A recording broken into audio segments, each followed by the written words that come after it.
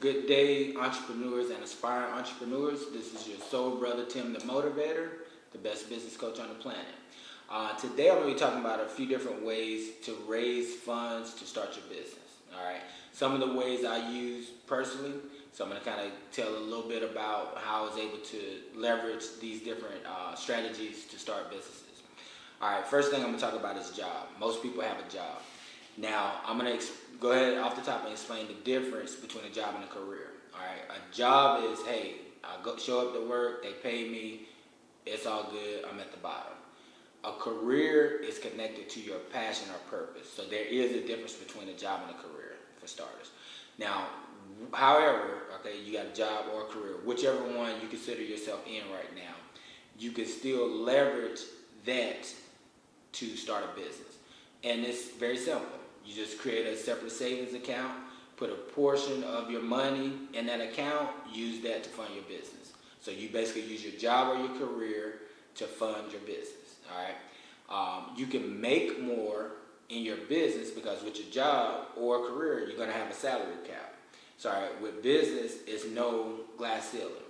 Whatever you're willing to put in it, how much ever work you're willing to put in it, how much ever money you're willing to spend on advertise, you can make as much money as you want. So there's no cap. Like the most I've made on a job was probably $40,000. Business, you talking about hundreds of thousands to even millions in my cleaning business. All right, I've fired my boss a total of 3 times. So I've had jobs, manufacturing, retail, fast food. I've had a lot of jobs, really crappy jobs. I was always a productive employee, showed up on time, very productive.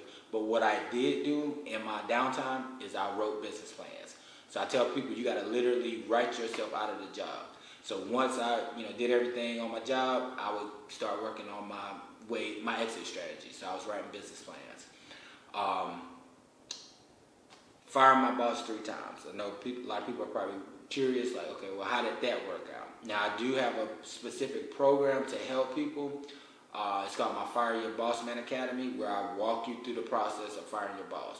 And we can do it as fast as 6 months or 12 months, depending on you. All right, so me firing my boss, was it scary? Absolutely.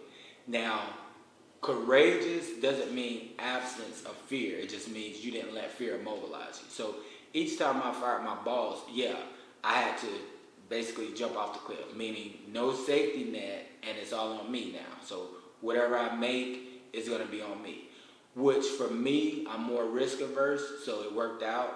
Hey, I'm used to basically working hard, figuring things out. So the figuring out part came a little easier for me. I'll just say this.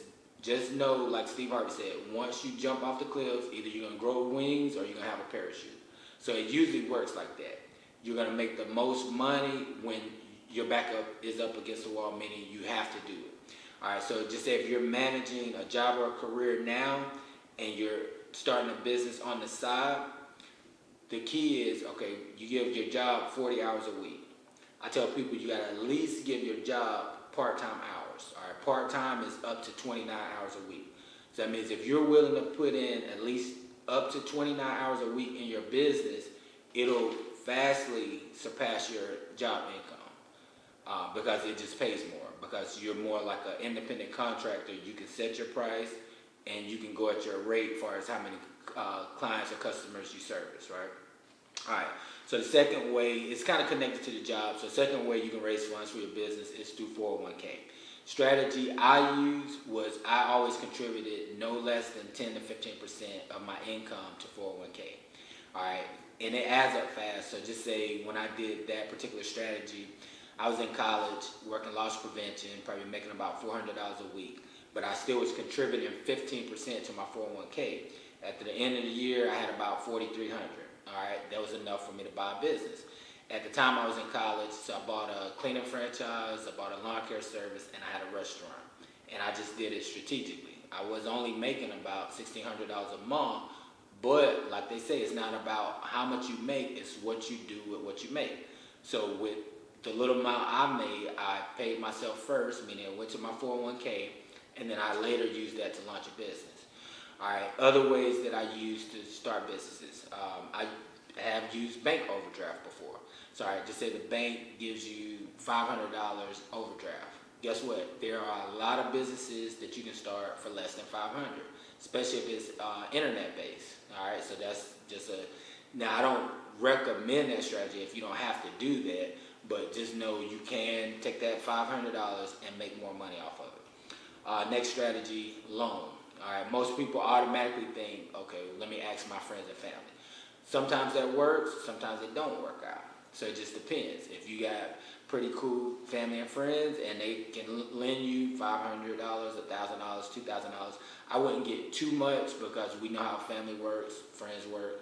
You could, sever the relationship over a couple dollars. So I wouldn't recommend that particular strategy, but some people do that. Next, you have group economics. All right, right now you have a really major paradigm shift going on. You have a lot of good tools out here to help people advance economically. One of the programs is the SOSO Project. And I might not be saying that right, but you get the point. I think it's SOU. And it's basically like a group economics pooling circle or gifting circle where once it's your turn, you can get either $800, $1,100, or $11,000, whatever.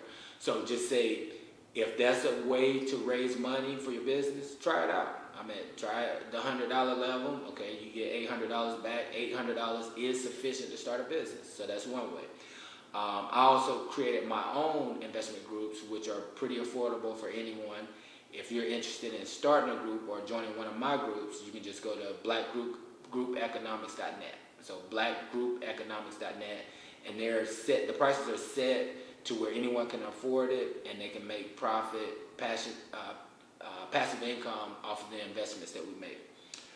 Next, you got line of credit. All right, if you got pretty decent credit and you can get a line of credit, $1,000 to $5,000, hey, I've always read OPM, use other people's money. So when you get a mortgage, you're not paying cash for a house, you're using the bank's money or the mortgage company's money. So OPM makes sense. So whether it's a credit card or a line of credit, if you got access to it, I would recommend you use that, start your business, and then keep your credit good by just paying the bill. All right. Then next, business loan. A lot of people like to think it's easy to get a business loan. It's not really that easy. Most of the time it's going to be dependent on your personal credit, and then your business is probably going to be too new to even have business credit to lean on that. And then in most cases, how banks work, they only give you money when you don't really need it. Meaning, if you're generating thousands of dollars a week and you really don't need the money, then you'll be most likely to get it. But when you need the money, you'll be most likely probably not to get it. So I wouldn't put my emphasis on a business loan. Like, yes, if you have a relationship with your bank and your banker, mention it to them. Hey, see if I can get a business loan. But don't feel down and out if you don't get it. Most people don't get it. All right. So these are a few strategies you can use to start your business. Whatever it takes to get going, just get started.